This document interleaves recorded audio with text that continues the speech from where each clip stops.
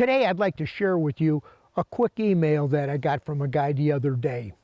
And what I'm going to be talking about is something that every single one of us are going to have to deal with in life.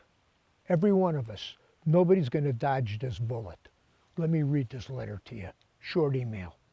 Dear Mr. Lindner, I've always loved your shows and advice and your gospel ending. I'm an avid North Country fisherman, a faithful Christian. I'm seeking your advice on how to deal with the death of my best friend of 48 years and my best fishing partner. He died suddenly of a heart attack a few days ago, and I'm devastated. We had so many trips already booked for this year, and I have no desire to fish without him because everything else will be a reminder. I know to trust God's decisions in life, but this has me questioning why him.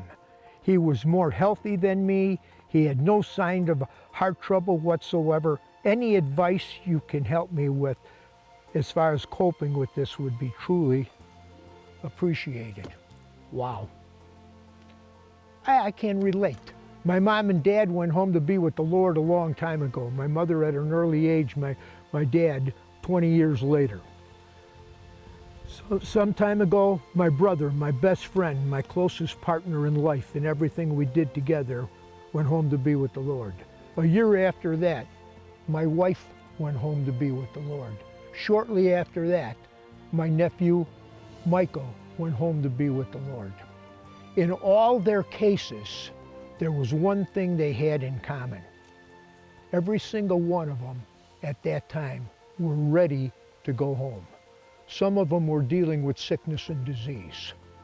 And I'll never forget my wife's words shortly before she left. She looked at me one day, 10 days before she went home, and she said, "Honey, I can't do this any longer.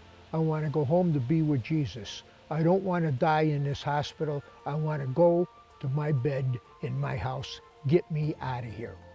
My brother knew it, Michael knew it, my dad knew it. They were all ready. There is a certain peace that surpasses all kinds of understanding when you know that your loved one is in heaven, living in a pain-free body, no sickness, no disease, and that you, according to the Word of God, if you're a believer like I believe, and many of you believe the same thing, that you will see them again in paradise. You will be in heaven with them at another. It makes everything easy. There's something, the peace in time, God has a way of healing these pains.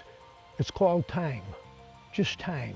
It eases it up, it eases it up. This is not an easy message, but it's real. Every one of us got to deal sometime with a loved one like this, and you got to let them go. That's what God said to me when my wife went home to be with Jesus. She said, "It's time, Al, I'm coming to get her, and you have to let her go. You got to let it go for your own good and to just get in, live life. There's a lot of life left in you, and God expects you, and your loved one probably would want the same thing for you." Tough message, but I had to say it. Hey, from all of us here at The Edge, have a great fishing season. God bless. We'll see you on the water.